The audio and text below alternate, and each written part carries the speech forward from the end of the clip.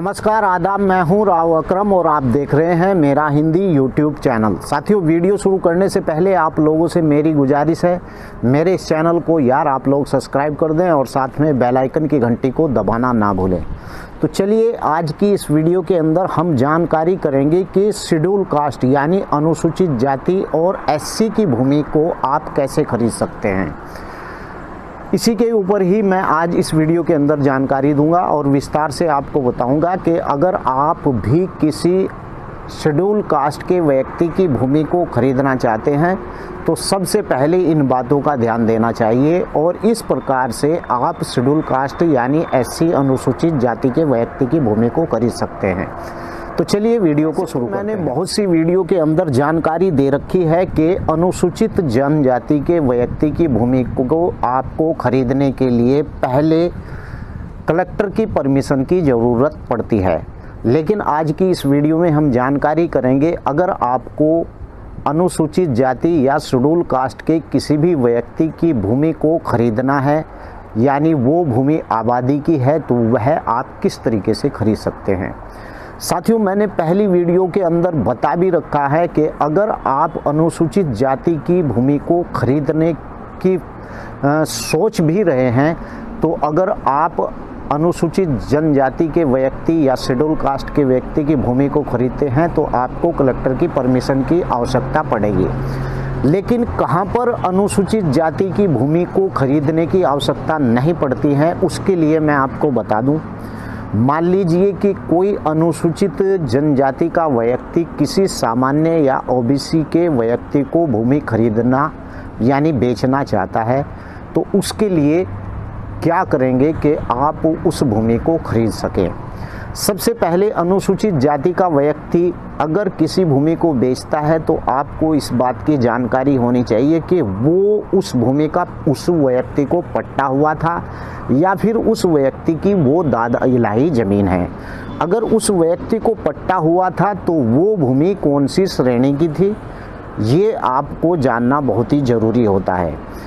दूसरी बात यह है कि अगर अनुसूचित जनजाति का कोई व्यक्ति, शेड्यूल कास्ट का कोई व्यक्ति अपनी भूमि को बेचता है तो उस भूमि के बारे में आपको ये जानकारी होनी चाहिए कि अगर उस व्यक्ति ने उस भूमि का पट्टा लिया था, क्या उस व्यक्ति को उस भूमि का मालिकाना हक मिल भी गया है या नहीं मिला है। क्योंकि जब शेड्यूल कास्ट के व्यक्ति का कोई पट्टा होता है तो वो खेती करने के बजाय उसे बेचना ज़्यादा पसंद करता है और यहीं पर आकर सामान्य वर्ग का व्यक्ति और ओबीसी वर्ग का व्यक्ति भूल कर बैठता है। लेकिन उत्तर प्रदेश के अंदर अगर किसी व्यक्ति ने सामान्य कास्ट का है या ओबीसी कास्ट का है और वो उस व्यक्ति ने भूमि किसी अनुसूचित जनजाति के व्यक्ति से खरीदी यानी शेड्यूल कास्ट के व्यक्ति से खरीदी, तो पहले वो बैनामा करेगा किसी अनुसूचित जनजाति के व्यक्ति के नाम। और जब वो उसे उस पहली पार्टी को बैनामा करेगा तो वो भी शेड्यूल कास्ट का ही व्यक्ति होना चाहिए, लेकिन उसके पास 15 बीघे से ज़्यादा ज़मीन होनी चाहिए जिसके साथ वो बैनामा करेगा। पहले एससी का बैनामा अगर एससी के नाम होता है तो दूसरे एससी पे जो बैनामा ले रहा है उसके पास 15 बीघे से ज़्यादा ज़मीन होनी चाहिए। और उसके बाद जब 15 बीघे ज़मीन के बाद फिर वो दूसरा पक्ष, तीसरे पक्ष यानी सामान्य वर्ग के व्यक्ति को या फिर ओबीसी वर्ग के व्यक्ति को उस भूमि को बेच सकता है। लेकिन उसके लिए कई कंडीशन होती है।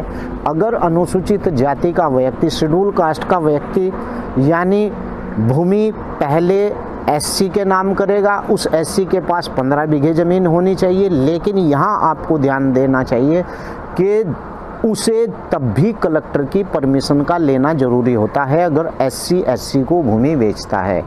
और जब एससी दूसरा एससी सामान्य वर्ग के व्यक्ति को भूमि बेचेगा तो तब भी कलेक्टर की परमिशन का होना बहुत ही ज़रूरी होता है। यहाँ पर एक शर्त होती है, अगर कोई अनुसूचित जाति का व्यक्ति, शेड्यूल कास्ट का व्यक्ति, एससी का व्यक्ति अगर अपनी भूमि यानी कि मकान बेचता है और वो मकान आबादी में है तो आबादी के मकान के लिए कलेक्टर की परमिशन की आवश्यकता नहीं होती है। और मैं आपको ये भी बता दूं कि अगर कोई अनुसूचित जनजाति का व्यक्ति, शेड्यूल कास्ट का व्यक्ति, भले ही उसकी कृषि भूमि है और उस भूमि पर उसे मालिकाना हक मिल जाता है, तो उस व्यक्ति को उस भूमि को बेचने के लिए अगर परमिशन से बचना चाहता है तो उस पूरी भूमि की पहले 143 करानी पड़ती है। 143 का मतलब यही होता है कि वो भूमि आबादी घोषित हो जाती है और 143 कराने के बाद ही उस भूमि की परमिशन लेने की आवश्यकता कलेक्टर के यहाँ से नहीं होती है। लेकिन 143 कराने के बाद ही उस भूमि को आप आवासीय यानी आवास के तौर पर उसे ले सकते हैं। लेकिन अगर आप उस पर खेती करना चाहें तो आप उसके ऊपर खेती नहीं कर सकते हैं। आज की वीडियो में मैंने इसी बात के बारे में बताया कि कुछ लोगों के बहुत से सवाल आ रहे थे कि अकरम भाई, हम अनुसूचित जाति के व्यक्ति की भूमि को कैसे लें। एक साथी ने अभी कुछ देर पहले कॉल किया था कि अकरम भाई, एक भूमि है जो 1200 वर्ग फिट है या मीटर, कुछ ऐसा ही बताया था कि वो हम लेना चाहते हैं और वो भूमि आबादी के अंदर है, तो ऐसी भूमि को आप ले सकते हैं अगर भूमि अनुसूचित जाति की आबादी के अंदर है। अगर भूमि कृषि की भूमि है या कृषि का नाम से उसे पट्टा हुआ है, तो उस कृषि पट्टे को पर उस शेड्यूल कास्ट के व्यक्ति को अगर मालिकाना हक मिल जाता है तो आपको कलेक्टर की परमिशन लेना बिल्कुल अनिवार्य हो जाता है। और ऐसी स्थिति में जब परमिशन लेना अनिवार्य हो जाता है तो आपको परमिशन लेने की बहुत ज़रूरत पड़ती है। अन्यथा आप बिना परमिशन के अगर किसी शेड्यूल कास्ट के व्यक्ति की भूमि खरीदते हैं तो और आपने उसकी परमिशन नहीं ली है तो वह बैनामा शून्य माना जाएगा। मैंने जो पहली वीडियो बना रखी है उसके अंदर मैंने बता भी रखा है कि अनुसूचित जाति का व्यक्ति कैसे अपनी भूमि की 143 करा सकता है। आप चाहे तो उस वीडियो को जाकर मेरे इसी चैनल के अंदर आप देख भी सकते हैं। मैंने आपको बहुत ज़रूरी जानकारी दी और इस जानकारी के लिए यार सब्सक्राइबर और लाइक तो बनता है, और वीडियो को मेरी शेयर करें। जय हिंद, जय भारत, खुदा हाफिज।